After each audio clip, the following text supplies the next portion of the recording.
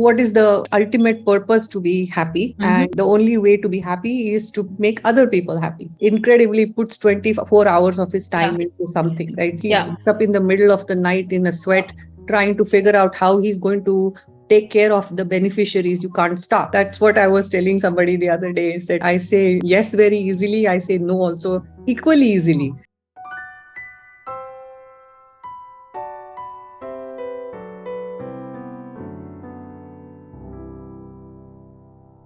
Hello and welcome to a super duper special and fantastic episode of Pitch Cafe podcast. Today I am super excited because I am talking to a celebrity whom I have admired for many years. I've always seen her on the stage. I've always heard about her. I've read about her. Here she is on my platform, and this is to me more than surreal. But that's what life is. It throws a lot of good surprises at you. So I'm going to bite this surprise and I'm going to move on to the podcast.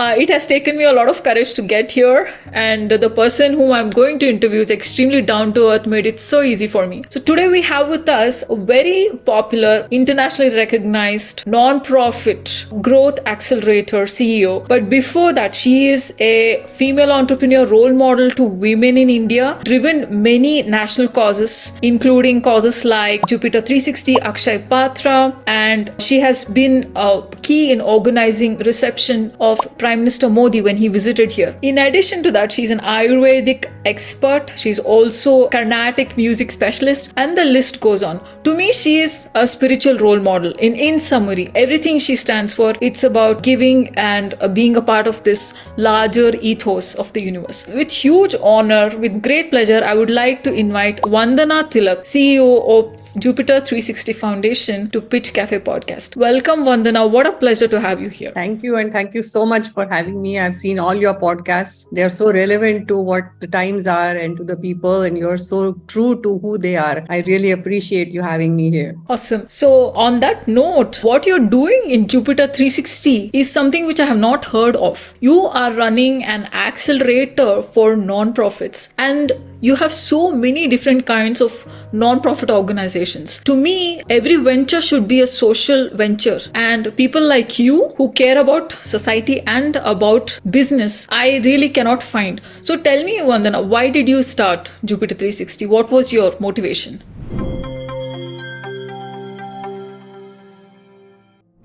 So I think when I left a very large organization, then you figure out that at that point, I used to think, oh, this is my last job. This is where I was trained to come to. And then when I left it, for 7 days, I did nothing. Literally, I did nothing. And on the 8th day, I said, so what did I learn? If all that was 30 years as an entrepreneur, as a Ayurveda practitioner, and all these different roles that I did, a filmmaker, then into nonprofit space. If that is all my learning journey, then what is the takeaway from that? And where do I use it and apply it the best? And of course, the answer was sector-wise, nonprofit space. Then the other part was, my big takeaway was, I had excellent mentors and teachers who stood behind me. And so I said, okay, so that is another big component. How do I put all of these things together? And so Jupiter, of course, is the planet of learning, expansion, wisdom, and guru, as we call it.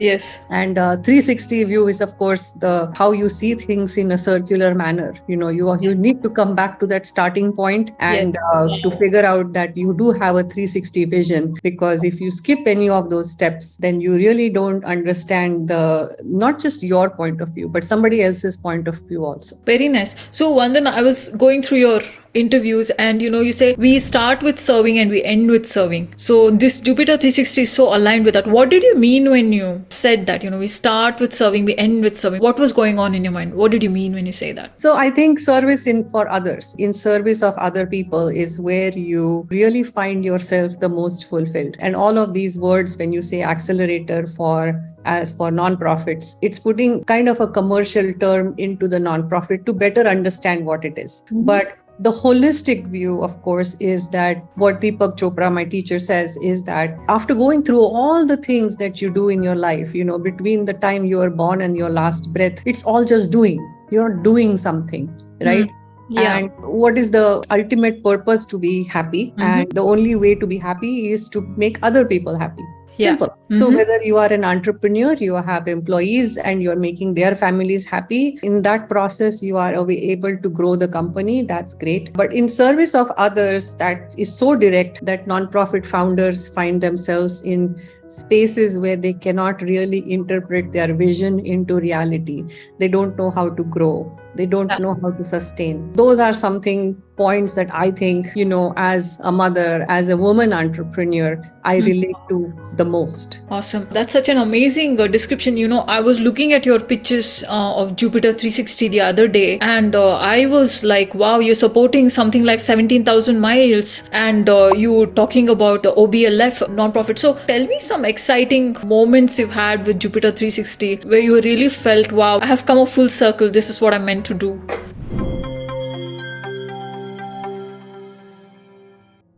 Yeah, when you start an organization and you're wearing all the hats possible and a few more, especially when you're working with nonprofits, you don't know where to start, where to end. Your days are long. You are constantly trying to refine your vision. In fact, I put the board together and, I tried very hard to explain what exactly we are going to be doing. So tactically, it was all fine. Strategically, there was a little bit of disconnect on what it was. Just let me do it and then let's put the words around it, because that way it refines. So I think the wow points really were when the board, I know them as my teachers. I know them as my friends. Everybody said, we are standing behind you. That was the wow moment for me. Like, they have seen me set some incredibly crazy, audacious goals in the past. And they themselves have said, pie in the sky, I don't know how you're going to do this. And we really did manage to achieve them. And this was yet another place where your teacher stands behind you. They are ready to give their input when they need. They pull you back sometimes, they push you forward many times. And I think it's the hidden language, it's the fine print between what they are saying and what they actually tell you. For example, I think it was funny when we had this event last weekend, and they all know, right? It was difficult to explain what Jupiter does. So after the event, Himanshu comes to me, he's on our board, and he says, I was worried that you may not be able to tell people what we do. And I said, are you still worried? He said, no, I'm not worried. In fact, everybody was worried. We were all talking about it. He said, you came through with flying colors, so good for you. But those are my wow moments. I have those every day, small bits and pieces, and they keep you going. So looks like you're a person who is believing in the larger force guiding you. Looks like you've given your full trust in the larger force to take over. How did you reach that level? If I look at your journey, I mean, you've been with Bombay Pictures, Ocean Center, you've been at Almex USA, which you currently are, then Magic Bus, OSAT, Akshay Patra, like a ton of these organizations. How did you get the confidence when you did Jupiter 360, that I'm going to surrender my will to the larger universe, the force that drives it? How did that happen? Because it seems like you're driving a business here. You're not really doing charity also. Like a very tough spot to be in. How did you do that?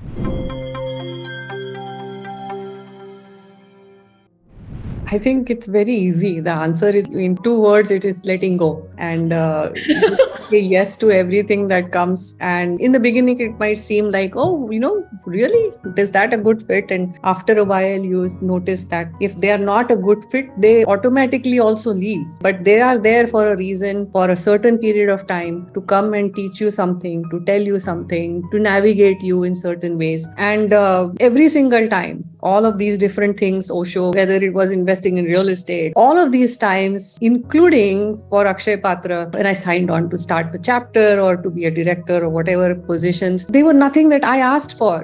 They said one day that the chairman would say, okay, why don't you think about doing this? And I said, okay. He said, do you want to think about it? No, you asked me, I'll do it. All these things happen spontaneously. And I even now, almost every single day, there is a new organization that presents itself. They are all doing such amazing work. And you do all the due diligence. You do have to say no to some people, some, transparency, all those things need to check out. You need to build that trust in your own due diligence process actually. But once you go through that and you learn to say yes, even the people who you don't accept in your organization, in your organization's work, they are still there to teach you something. They are teaching you to refine the way you look at things, and to make sure that you don't make those same mistakes later. Yeah, awesome.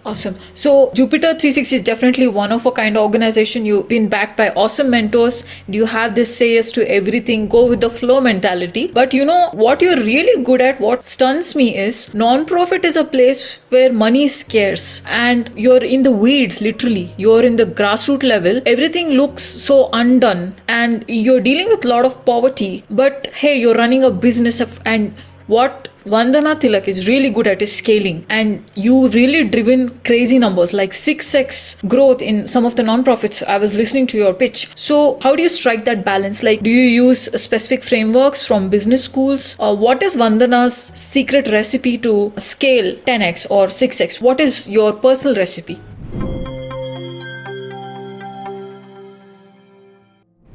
There's not a recipe as such, because every organization's culture sensitivity is different. But if you want to put it into one single idea that all nonprofits could function with or could use, that would be, I often say this to nonprofits, and it's not just marketing. You cannot just call it marketing, because there's an ethos. There is a reason that the founder incredibly puts 24 hours of his time into something, right? He wakes up in the middle of the night in a sweat, trying to figure out how he's going to take care of the beneficiaries. You can't stop, right?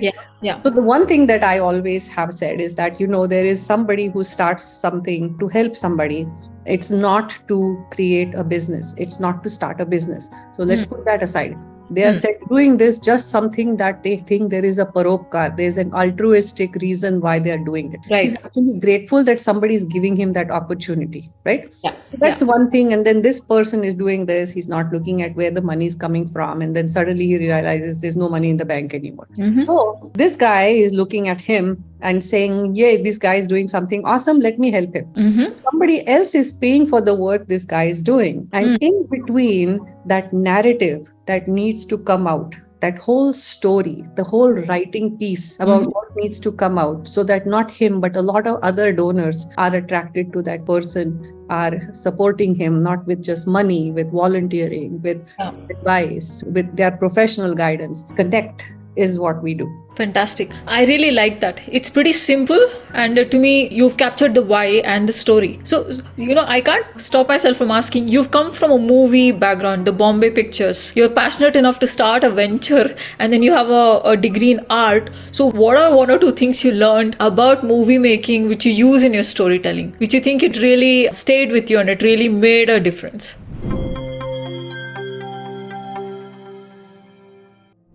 I have loved photography since I was 10. It just captured my imagination to take. And at 13 years old, I whined, I nagged. I did all kinds of things to get my dad to bring me a Nikon camera, and he did. And since then, this love of photography and filmmaking has been always, with me.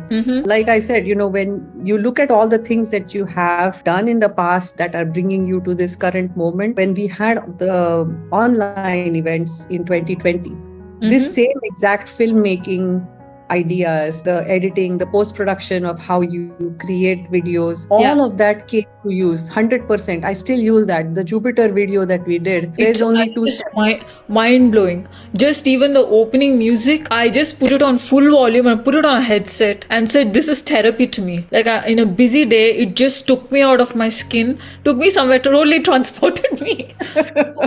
I loved it. Like just the whole Jupiter thing, it is the guru with the weight. So we did 200 videos during COVID, right? We literally cut 200 videos. And when we did this Jupiter thing, I said, so how do we make this? We make videos for all the nonprofits that we work with, every single one of them, because that is your showpiece, right? Right. I said, let's cut it down. Vandana sits in front of her laptop with a cup of tea at 7 or 8 in the morning, goes ding, ding, ding, ding, ding with a script. The next thing she sends it to my team, and they create a video, and in 3 days we have a video, whatever long that takes with the footages and all these things we have. 2 steps, that's it. So, when that narrative that I talked about with closing that gap between the founder and the donor is living images, is life itself as it presents on a movie screen.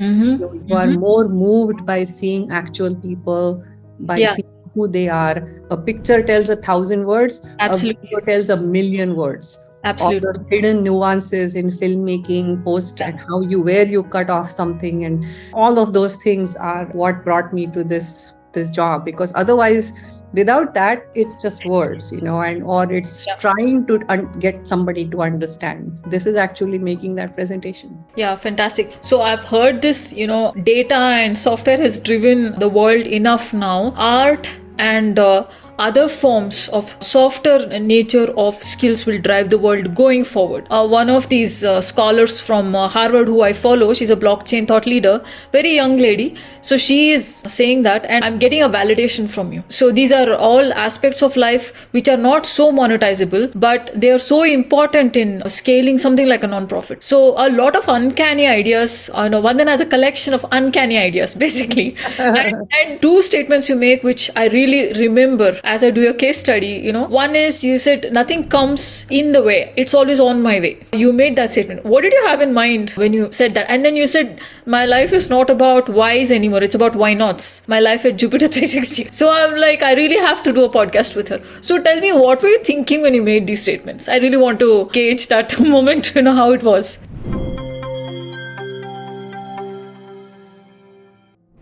The first one I had coined that long time ago when I was listening to one of my teachers. And first of all, it's to first understand that fear is literally not having done your homework. That's the only time you're afraid of something.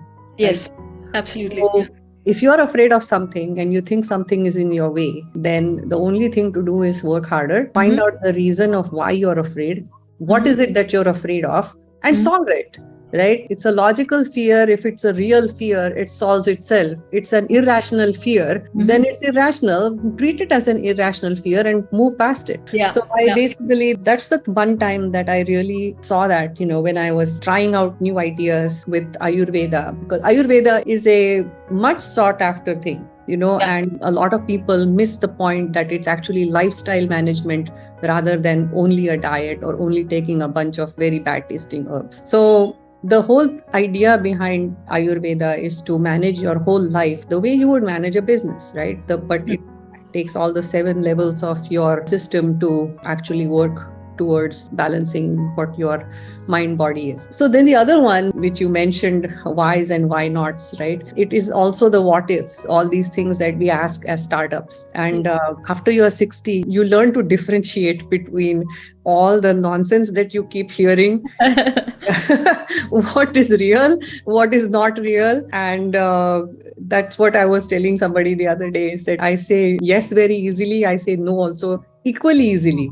So if I don't want to do it, I won't do it. But at the same time, I also try to understand, why did I say no to that? And it's something that thought process is always there. Sometimes I overthink too. So Fantastic. So you mentioned 7 levels. I really want to ask you what they are, if you are in the mood to explain, because I love to study yoga and Ayurveda and lifestyle. It's one of my core passions. If you want to tell the audience what those 7 levels are, you're fit and fabulous. No one can tell your age. Obviously, it's working for you. But if you were to break it down to that common person who wants to be like you, what are the 7 levels and how to get there? The 7 laws basically is to understanding the Sthula Sharir to the Sukshma Sharir. There are 7 levels of the body and mind, and to understand what they are, to be able to differentiate the needs of each of these, and how in the end, actually, the imbalances are actually points for learning for your own self, if you go into the depths of understanding it. But at the same time, it's not a cerebral understanding. It is more of an intuition. And I do a lot by intuition rather than the cerebral self. I often say yes to something before I understand why I said yes to something. It's just what you call a gut instinct or an intuition. And when you actually go through these 7 levels, you realize how the intuition has been guiding you the whole time, and how your intuition has actually helped you make the mistakes, learn from them. Just this morning, I was talking with one of my friends, and we have this saying in the startup world, fail fast, fail often. That's not right. We should say learn fast, learn often. Then that way you're actually putting a much more positive slant. And fail fast, meaning that you want to actually Try be and fail. think outside the box and Yes. keep moving on. Sometimes money runs out, which is fine. Money is money, it comes back. And learning often is also very important. Every day you need to learn something. Yeah, fantastic. So this Sthula to Sukshma, very well put. Very, very well put. I think that summarizes your personality and this whole concept of running with the intuition. Not many people know how powerful that can be. It's just you're accessing a whole higher level of knowledge base, which is not apparent to common people in normal conscious levels. Something far greater is at play. So great. Awesome. With all this, I know this is your upbringing. I know it's your childhood, your inspirations when you were a child, like you talk about your dad, your uncle, your mom. This podcast will not be over without you referring to your childhood. What made you who you are? And, I really want to ask you, what was your childhood like and who were those primary figures in your life who shaped your thinking? This amazing mindset you have, so hard to come by, and the work you're doing in non-profit for driving a scale and growth. So who are the people who shaped your life and what was your childhood like?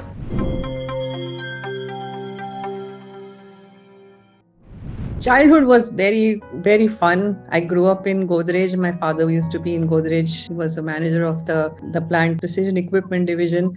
And so I basically grew up in Godrej Colony, which is like a haven. It's like totally green. You were like in the middle of a rural area. You worked very hard.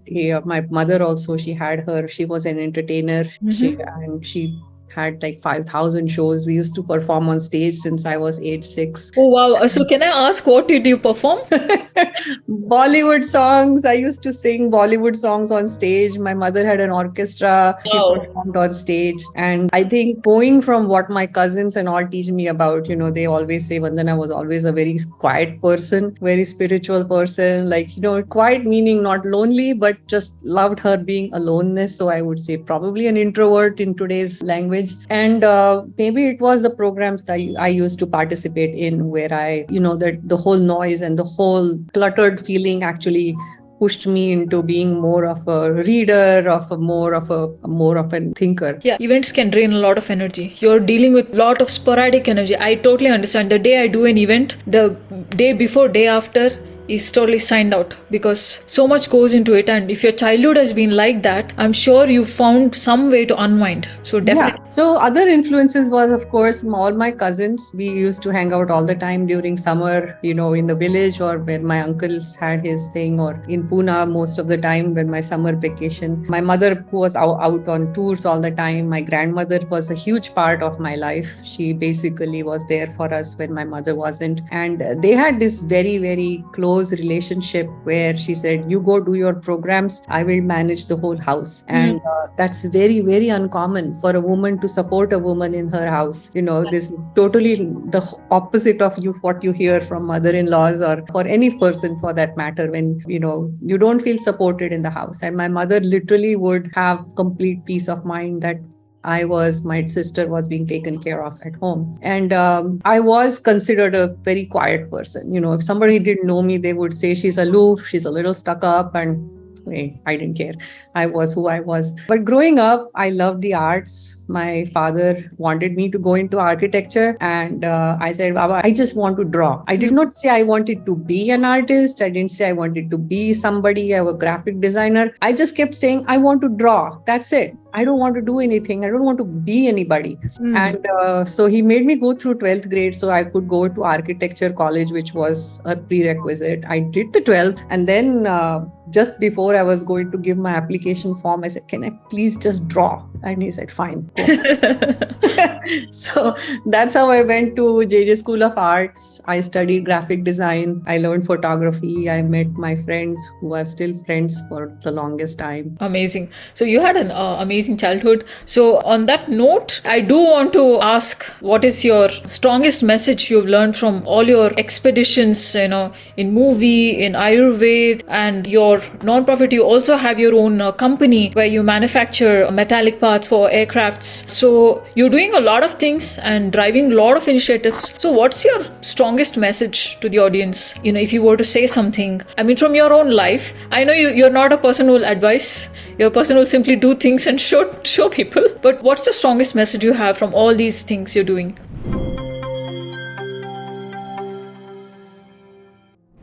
I think, the biggest message I say is, as a woman, you have a lot of pressure into being something else. And Absolutely. the one thing I learned when I took notes when I was with Deepak, and I said, what are the two questions I want to ask myself at this retreat? And one was, am I trying to perfect something, or am I trying to differentiate something?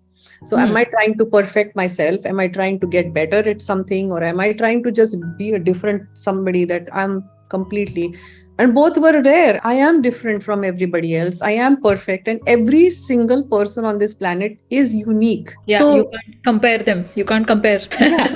And there is this huge creator that has created the world and made the perfect version of who you are. So the only message I said is just be yourself. You have everything that you need. It's all within your arm's length. And this is the message I gave to a 5-year-old who was, struggling with his piano recitals.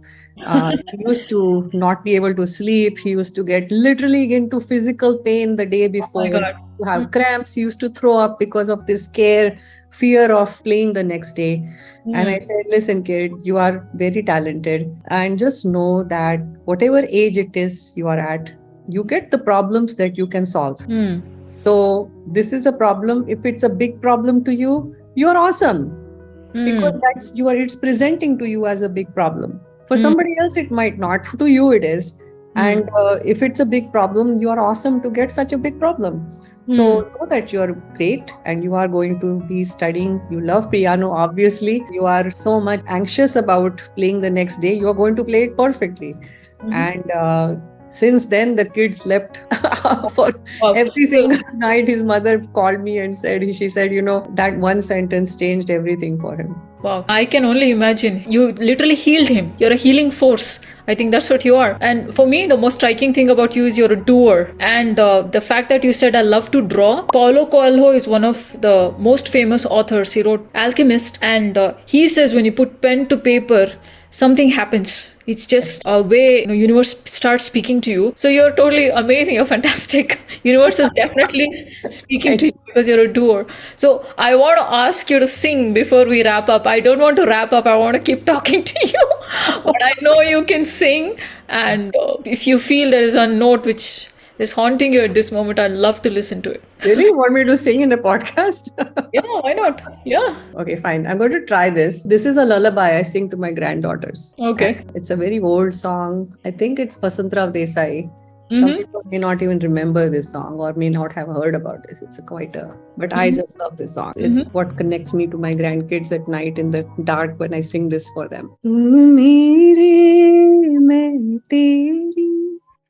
तेरे चरण कमल की फेरी जन्म जन्म से तेरी पुजारन लाए भर के तेरा प्यार सलोनी सैया इसको करो स्वीकार तुम मेरे तेरी एक प्राण दो तन है हमारे जुग जुग के हम साथी संग संग है दोनों पिया हम जैसे दिया और बाती आशा मिली नई कलियां खिली देखो जीवन में आई बहार सलोनी सैया इसको करो स्वीकार तुम मेरे मैं तेरी. Wow. Such an amazing song, such beautiful lyrics. It's the most memorable moment for me on any podcast ever. Nobody has ever sung on my podcast. You're the first one. And what a fantastic podcast. Vandana ji, thank you so much for gracing this show. I'm sure it's going to touch a gazillion hearts. And we wish you all the very best with Jupiter 360. And I hope to see you soon. Thank you so much and much success to you. I have never said these things on any interview or TV show before. And I applaud you for bringing out the best in people. That's a very, very superlative quality to have. Thank you. Thanks, Vandana ji. Thank you so much.